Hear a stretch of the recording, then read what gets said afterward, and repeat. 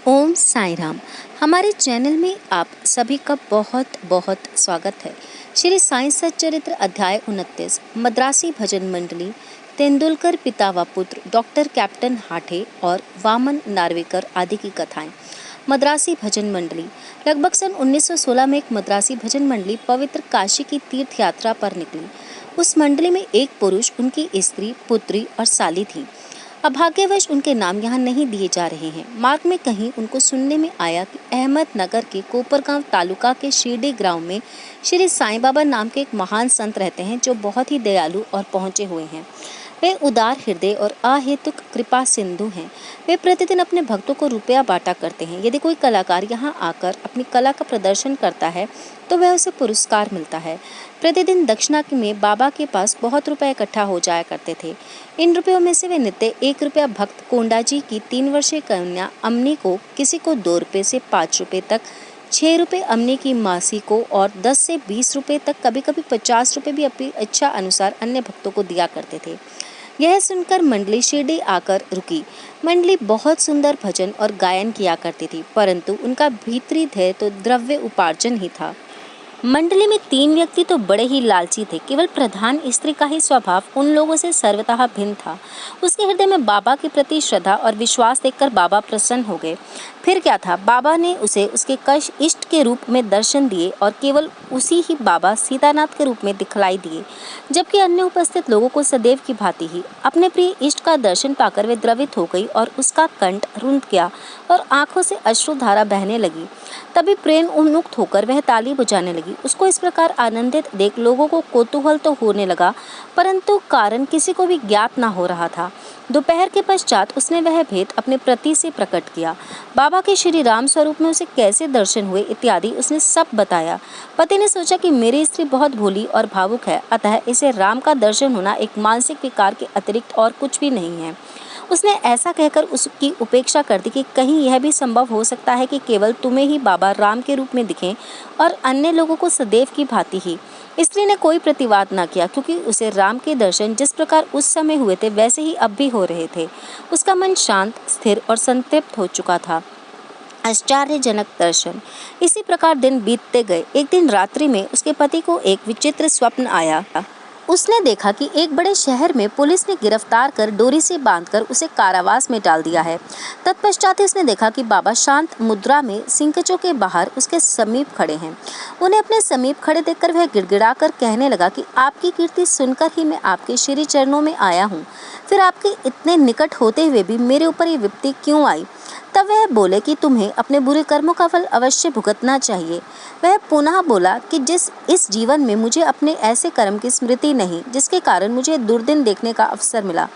बाबा ने कहा कि यदि इस जन्म में नहीं तो गत जन्म की कोई स्मृति नहीं, परंतु यदि एक बार भी मान लूं कि कोई बुरा कर्म हो भी गया होगा तो आपके यहाँ होते हुए तो उसे भस्म हो जाना चाहिए, जिस प्रकार सूखी घास अग्नि द्वारा शीघ्र भस्म हो जाती है।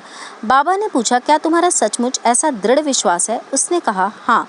बाबा ने उसे अपनी आंखें बंद करने को कहा और जब उसने आंखें बंद की, उसे किसी भारी वस्तु के गिरने की आहट सुनाई दी। आंखें खोलने पर उसने अपने आप को कारावास से मुक्त पाया। पुलिस वाला नीचे गिरा पड़ा था तथा उसके शरीर से रक्त प्रवाहित हो रहा था।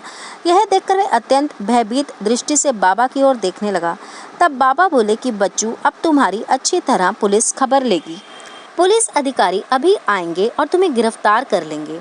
तब वह गिड़गिड़ा कर कहने लगा कि आपके अतिरिक्त मेरी रक्षा और कौन कर सकता है? मुझे तो एकमात्र आपका ही सहारा है।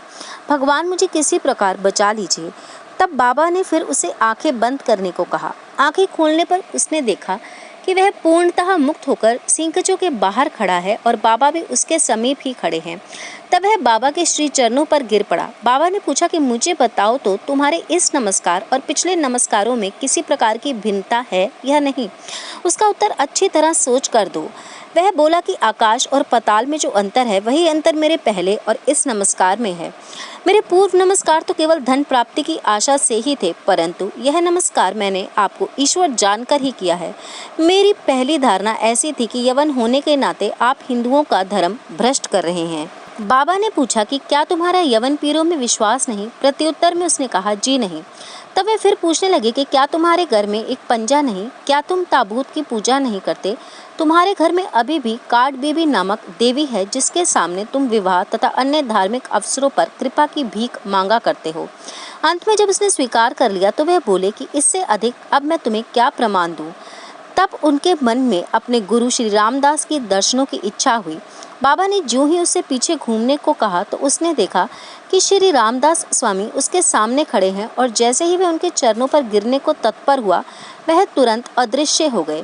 तब वह बाबा से कहने लगा कि आप तो वृद्ध प्रतीत होते हैं, क्या आपको अपनी आयु विदित है? बाबा ने पूछा कि तुम क्या कहते हो कि मैं बूढ़ा हूँ? थोड़ी दूर मेरे साथ दौड़कर तो देखो। ऐसा कहकर बाबा दौड़ने लगे और वह भी उनके पीछे पीछे दौड़ने लगा। दौड़ने से पैरों द्वारा जो धूल उड़ी उसमें बाबा लुप्त हो गए और तभी उसकी नींद भी खुल गई। जागृत होते ही वह गंभीरता पूर्वक इस स्वप्न पर विचार करने लगा। उसकी मानसिक प्रवृत्ति में पूर्ण परिवर्तन हो गया। अब उसे बाबा की महानता विदित हो चुकी थी। उसकी लोभी तथा शंकालु वृत्ति लुप्त हो गई और हृदय में बाबा के चरणों के प्रति सच्ची भक्ति उमड़ पड़ी। वह था तो एक स्वप्न मात्र ही, परंतु उसमें जो प्रश्न उत्तर थे वह अधिक महत्वपूर्ण थे। दूसरे दिन जब सब लोग मस्जिद में आरती के निमित्त एकत्रित हुए तब बाबा ने उसे प्रसाद में लगभग 2 रुपए की मिठाई और 2 रुपए नकद अपने पास से देकर आशीर्वाद दिया। उसे कुछ दिन और रुककर उन्होंने आशीर्वाद देते हुए कहा कि अल्लाह तुम्हें बहुत देगा और सब अच्छा ही करेगा। बाबा से उसे अधिक द्रव्य की प्राप्ति तो ना हुई, परंतु उनकी कृपा उसे अवश्य ही प्राप्त हो गई, जिसके उसे बहुत ही कल्याण हुआ। मार्ग में उनको यथेष्ट द्रव्य प्राप्त हुआ और उनकी यात्रा बहुत ही सफल रही। उन्हें यात्रा में कोई कष्ट या असुविधा नहीं हुई और वह अपने घर सकुशल पहुंच गए। उन्हें बाबा के श्री वचनों तथा आशीर्वाद और उनकी कृपा से प्राप्त उस आनंद की सदैव स्मृति बनी रही। इस कथा से विदित होता है कि बाबा किस प्रकार अपने भक्त के समीप पधारकर उन्हें श्रेयस्कर मार्ग पर ले आते हैं और आज भी ले आते हैं। तेंदुलकर कुटुंब। मुंबई के पास बांद्रा में एक तेंदुलकर कुटुंब रहता था जो बाबा का पूरा भक्त था। श्रीयुत रघुनाथ राव तेंदुलकर ने मराठी भाषा में श्री साईनाथ भजनमाला नामक एक पुस्तक लिखी है जिसमें लगभग 800 अभंग और पदों का समावेश तथा बाबा की लीलाओं का मधुर वर्णन है। यह बाबा के भक्तों के पढ़ने योग्य पुस्तक है। उनका ज्येष्ठ पुत्र बाबू डॉक्टरी परीक्षा में बैठने के लिए अनवरत अभ्यास कर रहा था। उसने कई ज्योतिषियों को अपनी जन्म कुंडली दिखाई, परंतु सभी ने बतलाया कि इस वर्ष उसके ग्रह उत्तम नहीं, किंतु अग्रिम वर्ष परीक्षा में बैठने से उसे अवश्य सफलता प्राप्त होगी। इससे उसे बड़ी निराशा हुई और वह अशांत हो गया। थोड़े दिनों के पश्चात उसकी माँ शिरडी गई और उसने वहां बाबा के दर्शन किए। अन्य बातों के साथ उसने अपने पुत्र की निराशा तथा अशांति की बात भी बाबा से कही। उनके पुत्र को कुछ दिनों के पश्चात ही परीक्षा में बैठना था।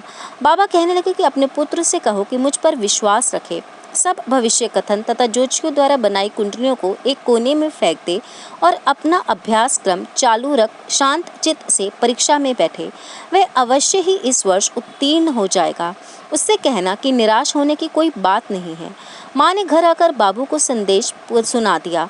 उसने घर परिश्रम किया और परीक्षा में बैठ गया। सब पर्चों का जवाब बहुत अच्छा दिया, परंतु फिर भी संशयग्रस्त होकर उसने सोचा कि संभव है कि उत्तीर्ण होने योग्य अंक मुझे प्राप्त ना हो सके।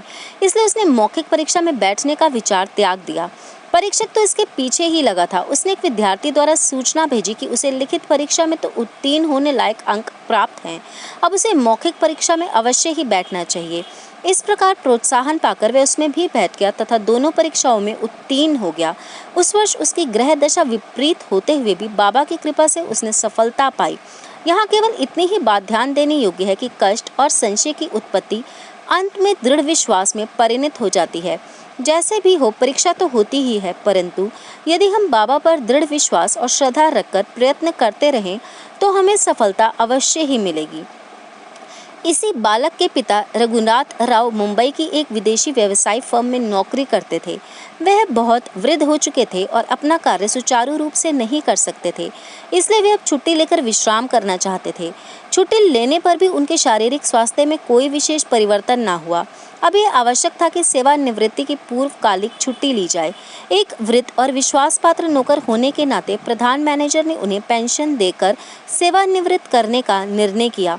पेंशन कितनी दी जाए, यह प्रश्न विचाराधीन था। उन्हें 150 रुपये मासिक वेतन मिलता था। इस हिसाब से पेंशन 75 रुपये हुई, जो कि कुटुंब के निर्वाह हेतु अपर्याप्त थी।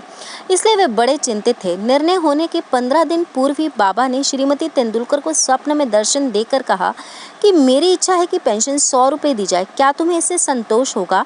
श्रीमती तेंदुलकर ने कहा कि बाबा, मुझ दासी से आप क्यों पूछते हैं? हम तो आपके ही श्री चरणों में पूर्ण विश्वास रखते हैं। यद्यपि बाबा ने 100 रुपये कहे थे, परंतु उसे विशेष प्रकरण समझकर 10 रुपये अधिक अर्थात 110 रुपये पेंशन निश्चित हुई। बाबा अपने भक्तों के लिए कितना अपरिमित स्नेह और कितनी चिंता रखते थे। कैप्टन हाठे। बीकानेर के निवासी कैप्टन हाठे बाबा के परम भक्त थे। एक बार स्वप्न में बाबा ने उनसे पूछा कि क्या तुम्हारी मेरी विस्मृति हो गई? श्री हाठे ने उनके चरणों से लिपट कर कहा कि यदि बालक अपनी माँ को भूल जाए तो क्या वह जीवित रह सकता है? इतना कहकर श्री हाठे शीघ्र बगीचे में जाकर कुछ बेल पापड़ी तोड़ लाए और एक थाली में सीधा तथा दक्षिणा रखकर बाबा को भेंट करने आए। उसी समय उनकी आंखें खुल गईं और उन्हें ऐसा भान हुआ कि यह तो एक स्वप्न था। फिर वे सब वस्तुएं जो उन्होंने स्वप्न में देखी थी, बाबा के पास शिरडी भेजने का निश्चय कर लिया। कुछ दिनों के पश्चात वे ग्वालियर आए और वहां से अपने एक मित्र को 12 रुपयों का मनी ऑर्डर भेजकर पत्र में लिख भेजा कि 2 रुपयों में सीधा की सामग्री और बेल पापड़ी आदि मोल लेकर तथा 10 रुपये दक्षिणा स्वरूप साथ में रखकर मेरी ओर से बाबा को भेंट देना। उनके मित्र ने शिरडी आकर सब वस्तुएं तो संग्रह कर ली, किंतु बेल पापड़ी प्राप्त करने में उन्हें अत्यंत कठिनाई हुई। थोड़ी देर के पश्चात ही उन्होंने एक स्त्री को सर पर टोकरी रखे सामने से आते हुए देखा। उन्हें यह देखकर अत्यंत आश्चर्य हुआ कि उस टोकरी में बेल पापड़ी के अतिरिक्त कुछ भी न था। तब उन्होंने बेल पापड़ी खरीदकर सब एकत्रित वस्तुएं लेकर मस्जिद में जाकर श्री हाठे की ओर से बाबा को भेंट किया। दूसरे दिन श्री निमोनकर ने उसका नैवेद्य तैयार कर बाबा को भोजन कराया। सब लोगों को बड़ा विस्मय हुआ कि बाबा ने भोजन में केवल बेल पापड़ी ही खाई। उनके मित्र द्वारा जब इस समाचार का पता चला तब कैप्टन हाठे गदगद हो उठे और उनके हर्ष का पारावार न रहा। पवित्र रुपया। एक अन्य अवसर पर कैप्टन हाठे ने विचार किया कि बाबा के पवित्र कर कमलों द्वारा स्पर्शित 1 रुपया लाकर अपने घर में अवश्य ही रखना चाहिए। अचानक ही उनकी भेंट अपने एक मित्र से हो गई जो शिरडी जा रहे थे। उनके हाथ श्री हाठे ने 1 रुपया भेज दिया। शिरडी पहुंचने पर बाबा को यथायोग्य प्रणाम करने के पश्चात उसने दक्षिणा भेंट की, जिसे उन्होंने तुरंत ही अपनी जेब में रख लिया। तत्पश्चात ही उसने कैप्टन हाठे का रुपया भी अर्पण किया, जिसे वे हाथ में लेकर गौर से निहारने लगे। उन्होंने उसका अंकित चित्र ऊपर की ओर अंगूठे पर रखकर खनखनाया और अपने हाथ में लेकर देखने लगे। फिर वे उनके मित्र से कहने लगे कि ऊदी सहित ये रुपया अपने मित्र को लौटा देना। मुझे उनसे कुछ नहीं चाहिए। उनसे कहना कि वे आनंद पूर्वक रहें। मित्र ने ग्वालियर आकर वह रुपया हाठे को देकर वहाँ जो कुछ हुआ था वह सब उन्हें सुनाया, जिसे सुनकर उन्हें बड़ी प्रसन्नता हुई और उन्होंने अनुभव किया कि बाबा सदैव उत्तम विचारों को ही प्रोत्साहित करते हैं। उनकी मनोकामना बाबा ने पूर्ण कर दी। श्री वामन नार्वेकर। पाठकगण अब एक भिन्न कथा श्रवण करें। एक महाशय जिनका नाम वामन नार्वेकर था, उनकी साईं चरणों में प्रगाढ़ प्रीति थी। एक बार वे एक ऐसी मुद्रा लाए जिसके एक ओर राम, लक्ष्मण और सीता तथा दूसरी ओर करबद्ध मुद्रा में मारुति पति का चित्र अंकित था। उन्होंने यह मुद्रा बाबा को इस अभिप्राय से भेंट की कि वह इसे अपने कर स्पर्श से पवित्र कर ऊदी सहित लौटा दें, परंतु उन्होंने उसे तुरंत अपनी जेब में रख लिया।